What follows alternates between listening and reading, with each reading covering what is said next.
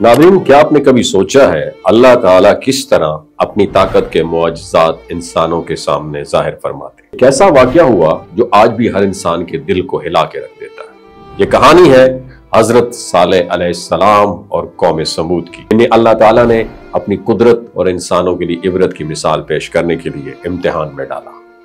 सैयदना सालेह अलैहिस्सलाम अरब के एक निहायत ताकतवर और हुनरमंद कबीला समूद के दरमियान मबूस किए गए। कौम समूद ना सिर्फ कदावर और मजबूत जिस्मानी साख्त के मालिक थी, बल्कि उनकी फनकारी भी हैरान कुन थी।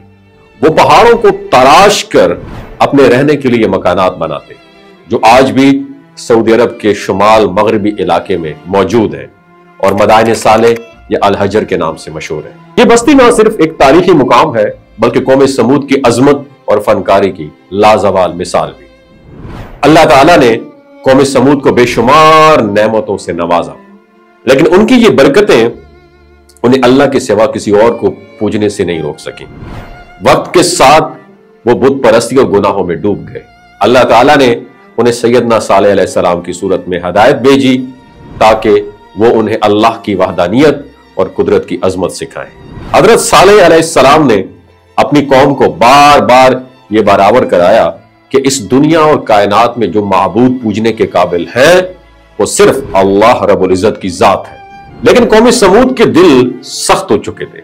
वो मुसलसल इनकार करते रहे और उन्होंने डिमांड की, अगर आप वाकई नबी हैं तो हमारे सामने कोई मुआजिज़ा दिखाएं।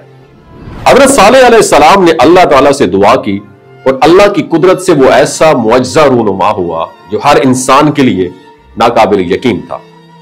कौम ने डिमांड की कोई ऐसी ऊंटनी पैदा हो जो किसी दूसरी ऊंटनी से ना हुई हो, जिसका कद लंबा और जुस्सा बहुत बड़ा हो, इतनी ताकतवर हो कि एक दिन में शहर के बड़े कुएं का पानी पी ले, मुंह में घास हो और प्रेग्नेंट हामला भी हो। और यह डिमांड हर लिहाज से नामुमकिन लग रही थी, लेकिन अल्लाह ताला के हुक्म से सब कुछ मुमकिन हुआ। हजरत सालेह अलैहिस्सलाम ने एक दरमियाने साइज की चट्टान की जानिब इशारा किया। जैसे उन्होंने दुआ की, अल्लाह की कुदरत से चट्टान फटी और उसमें से एक बड़ी ताकतवर और हामला ऊंटनी बरामद हुई, जिसके मुंह में घास भी थी।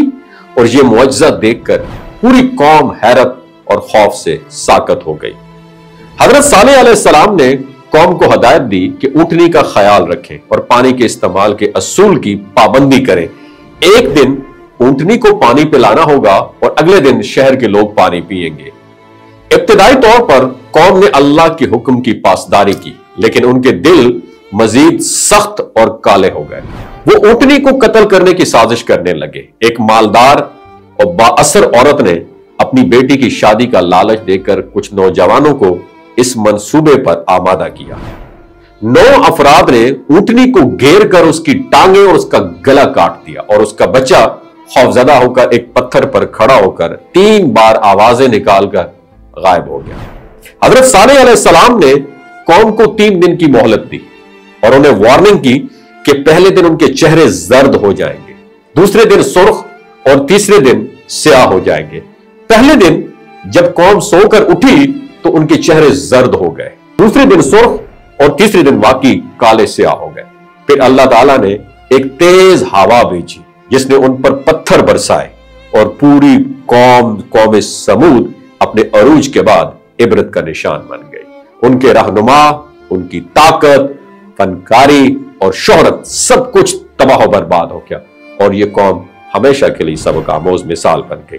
आज भी ये कहानी हर इंसान को याद दिलाती है कि अल्लाह की नाफरमानी और गुनाहों के नताइज कितने ही ताकतवर इंसान या कौम के लिए भी मुहलिक साबित हो सकते हैं।